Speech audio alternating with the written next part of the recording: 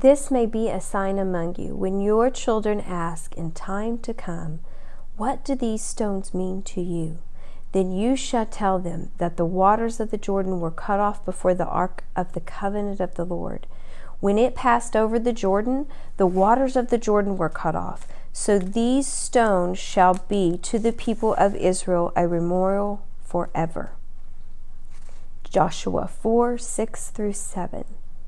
This story in Joshua hit me the other day differently during a women's group I attend. They asked this question: what are the stones of remembrance in your life? For some reason, my mom kept coming to mind. I started to think about 2020 and how it has been a bittersweet year for me.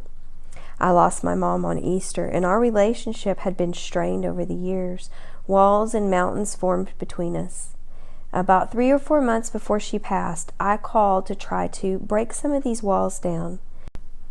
We had just started to really speak again, and I really hoped to try to build a bridge between her and my son, because he didn't know her very well, and he didn't know much about her.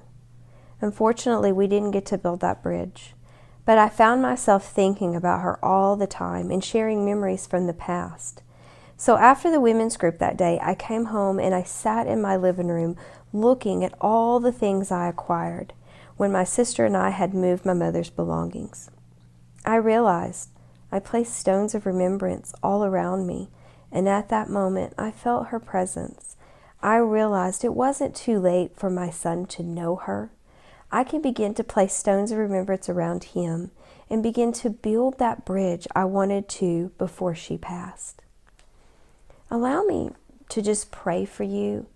And if you are someone that's like me and has experienced this, and I know a lot of people have, we have brokenness in every family just about.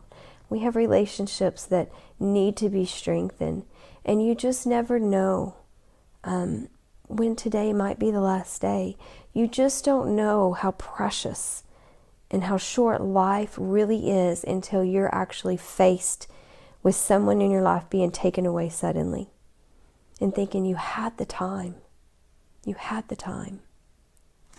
So allow me to pray for you, and then I just want to give you a challenge and some reflective points to look back this week and to really begin to evaluate people and relationships and even the things that you place in your life as remembrance stones. Lord, thank you for your word and that it is timeless. And no matter the times we are going through, your word will speak to us. Thank you for the stones of remembrance and the trials we go through. Help me build a bridge of remembrance for my son. Today, bless all relationships and help to build strong bridges between them. Bring children back to parents, parents back to children, and place stones of remembrance in their life today. In Yeshua's name I pray. And I'm going to ask you the same question that our group asked us. What are the stones of remembrance in your life?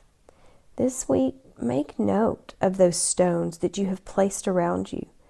What those stones mean to you. How will you carry them into the legacy that you are building in the future?